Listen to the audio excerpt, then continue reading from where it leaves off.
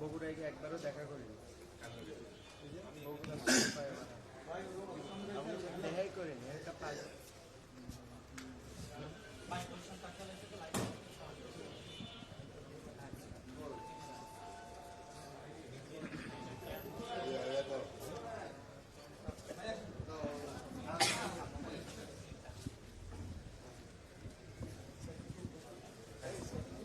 ভাই স্টিকারটা আচ্ছা, হ্যাঁ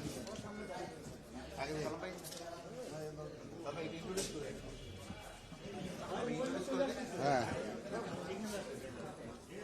তবে তো সাংবাদিক ভাইরা, এই প্লিজ,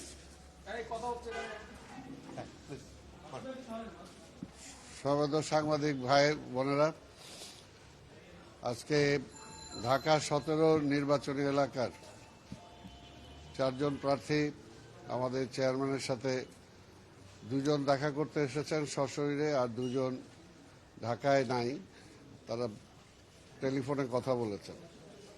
তাদের অভিব্যক্তি তারাই ঘোষণা করবেন। আমি প্রথমে আমাদের ইসের পক্ষ থেকে বিএনএফ এর চেয়ারম্যান প্রেসিডেন্ট জনাব এস.এম. আবুল কালাম আজাদ, উনি কিছু বলবেন। প্রিয় সাংবাদিক বন্ধুগণ, আপনারা জানেন আমি এই আসনের সাবেক সংসদ সদস্য। 2014 থেকে 2018 পর্যন্ত এই এলাকায় কাজ করেছি। আমি সেই কাজের ফেরস্তি দিতে চাই না, তবে যিনি নির্বাচিত হবেন জনাব তারেক রহমান, তিনি দেখবেন 2014 থেকে 2018 পর্যন্ত কি কাজ হয়েছে। আমি আপনাদের একটা বিষয় বলতে চাই, এই পর্যায়ে এসে আমি বাংলাদেশ জাতীয়তাবাদী দলের প্রার্থী জনাব তারেক রহমানকে কেন সমর্থন করলাম, এর একটি মাত্র রাজনৈতিক কারণ, সেটি হচ্ছে এই দেশপ্রেমিক জাতীয়তাবাদী শক্তিকে এই মুহূর্তে নির্বাচনে জয়লাভ করাতেই হবে। কারণ আমাদের দেশের যে সাম্প্রদায়িক শক্তি, 71-এর যে শক্তি, তারা এখন মাথাচাড়া দিয়ে উঠছে। নানা রকমের চিন্তাভাবনা নিয়ে তারা বাংলাদেশে একটা অরাজক পরিস্থিতি তৈরি করতে চায়। তারা ফিরে যেতে চায় 54 বছর আগে। তারা তাদের ইশতেহারও বলেছে 54 বছরের দেশে কিছু হয় নাই। তার মানে কি 71-এ হয়েছে? তো 71-এ কি হয়েছিল? 71-এ আমি একজন মুক্তিযোদ্ধা হিসেবে কালুঘাট যুদ্ধে অংশগ্রহণ করেছিলাম জেনারেল শওকতের নেতৃত্বে। আমি পার্লামেন্টে বলেছি, মাননীয় স্পিকার, আপনারা বলেন জিয়াউর রহমান যুদ্ধ করে নাই, পাকিস্তানের চর ছিল। আমি প্রশ্ন করেছিলাম, জিয়াউর রহমান কি বীরোত্তম উপাধি কে দিয়েছে? মৌলানা ভাসানী দিয়েছে? না। বিএনপি দিয়েছে? না। বঙ্গবন্ধু মুজিব দিয়েছিলেন। আপনারা কেন তাকে পাকিস্তানের চর বলেন? আমি 3 বীরোত্তমের সাথে যুদ্ধ করেছি, জেনারেল শওকত, জেনারেল জিয়া এবং আমার সামনে মাননীয় সংসদ সদস্য মেজর রফিকুল ইসলাম বীরোত্তম। পার্লামেন্টে এই বক্তব্য আমি রেখেছিলাম। আজকে আমি বলি, দেশে এখন সেই অবস্থা চলে আসছে, আমরা যেন 71-এর আগে ফেরত না যাই। আমরা ফেরত যেতে চাই না। আমাদের ভুল ত্রুটি আছে, আমাদের সংশোধন করেই আমাদের দেশ মাতা বাংলাদেশকে আমাদের বাঁচাতে হবে। বাংলাদেশের স্বাধীনতার সার্বভৌমত্ব সুরক্ষিত করতে হবে। আমরা তারেক রহমান সাহেব একটা স্লোগান দেন, পিন্ডি নয়, ঢাকা নয়, এদেশ আমার দিল্লি নয়, এদেশ আমার বাংলাদেশ। আমি বলি, অমুকপন্থী তমুকপন্থী বাদ দিয়ে আমাদেরকে বাংলাদেশপন্থী হতে হবে। আসুন আমরা বাংলাদেশি জাতীয়তাবাদ, দেশের গণতন্ত্র এবং সাংবিধানিক শাসনকে অব্যাহত রাখার জন্য দেশপ্রেমিক জাতীয়তাবাদী গণতান্ত্রিক শক্তিকে ঐক্যবদ্ধ করি। ঢাকা 17 আসনের জনগণ, গত কয়দিন আমি যেভাবে মানুষের সাথে মিশেছি, আমি পরিষ্কার উপলব্ধি করেছি যে আমার যে ভোট, সে ভোট বিভক্ত করবে এবং সেটা জাতীয়তাবাদী শক্তির ভোটকেই বিভক্ত করবে। এই আশঙ্কা থেকেই এবং আমার দেশপ্রেমিক জাতীয়তাবাদী চেতনা থেকেই আমি জনাব তারেক রহমানকে সমর্থন দিতে এসেছি। আমি ঢাকা 17 আসনের জনগণকে বলি, আপনারা আমাকে যারা সমর্থন করেছেন, আমি বিভিন্ন মসজিদে গিয়েছি, মাদ্রাসায় গিয়েছি, জনপদে গিয়েছি, তারা আমাকে সমর্থন দিয়েছেন। কিছু কিছু মিডিয়া এইসব প্রচারও করেছেন, তাদেরও ধন্যবাদ। যারা প্রচার করেন নাই তাদেরও ধন্যবাদ, কারণ আমারও সীমাবদ্ধতা আছে, সে কারণে আপনাদের পাশে আমি দাঁড়াতে পারিনি। আমি বলি, আপনারা সবাই এই মুহূর্তে দেশপ্রেমিক শক্তির কাণ্ডারি জনাব তারেক রহমানকে দানের শীষে ভোট দিন। ধন্যবাদ সকলকে। আসসালামু আলাইকুম। এখন আমি অনুরোধ করব আরেকজন আমাদের ডাব মার্কার প্রতীক নিয়ে যিনি নির্বাচন করছেন, জনাব শামীম আহমেদ। দেখি, ঠিক আছে।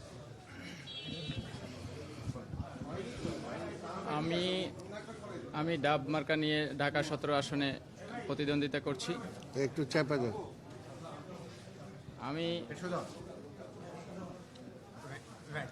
আমি আজকে একটি স্লোগানকে সমর্থন করতে আসছি। সেই স্লোগান হচ্ছে সবার আগে বাংলাদেশ। আমি আমার অতীতে আমার একজন প্রতিদ্বন্দ্বী প্রার্থী বা আমাদের ভাই যত কথা বলেছেন ওই কথাগুলোকেই সমর্থন করেছি। অতএব এতে করে আমার কথা সংক্ষিপ্ত হবে।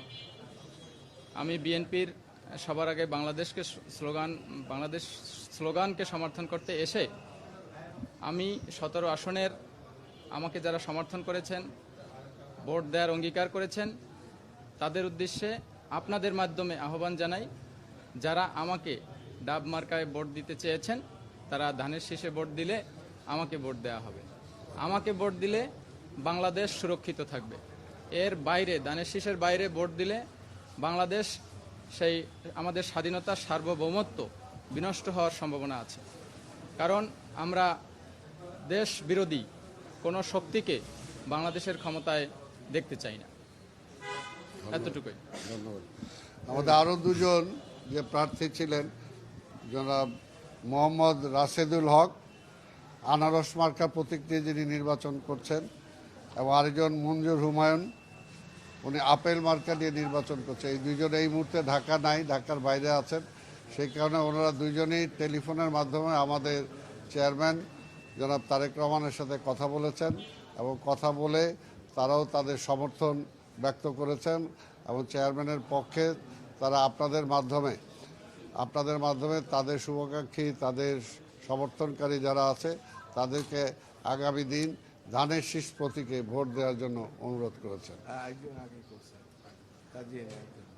আর এই একজন তো আমাদের আগেই করছে মোরগ মার্কা, যেটা সেটা আপনারা জানেন যে এর আগে মোরগ মার্কা যিনি এনায়েত সাহেব, উনি তো এর আগেই করছেন।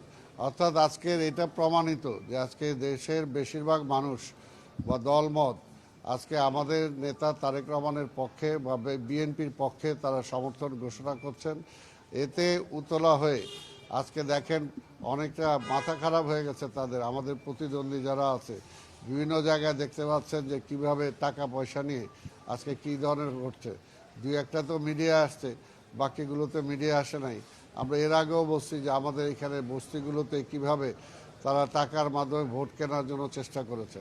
অর্থাৎ তাদের জনসমর্থন না থাকার কারণে তারা এখন অবৈধ পন্থা অবলম্বন করছে। কাজে নির্বাচন কমিশন এবং পুলিশকে বলবো এই সমস্ত বিষয়ে খেয়াল রাখতে, এবং নির্বাচন কমিশনকে বিশেষ করে বলবো যে কোনো অবস্থাতেই যাতে ভোট যেটা হবে সেটা যাতে, আমরা চাই সুষ্ঠু একটা ভোট হবে, নিরপেক্ষ ভোট যাতে মানুষ দিতে পারে, সেটার জন্য যা যা দরকার নির্বাচন কমিশন সেই ব্যবস্থা গ্রহণ করবে। কোনোভাবেই যাতে কোথাও কোনো অবৈধ কোনো কাজ না ঘটে এবং তারা একটা বিশৃঙ্খলা যাতে সৃষ্টি করতে না পারে, সেটার জন্য আমরা জনগণকে আহ্বান জানাবো এবং নির্বাচন কমিশনকে আহ্বান জানাবো, এবং আমাদের শৃঙ্খলা বাহিনী যারা আছেন তাদেরকেও আহ্বান জানাবো। ধন্যবাদ।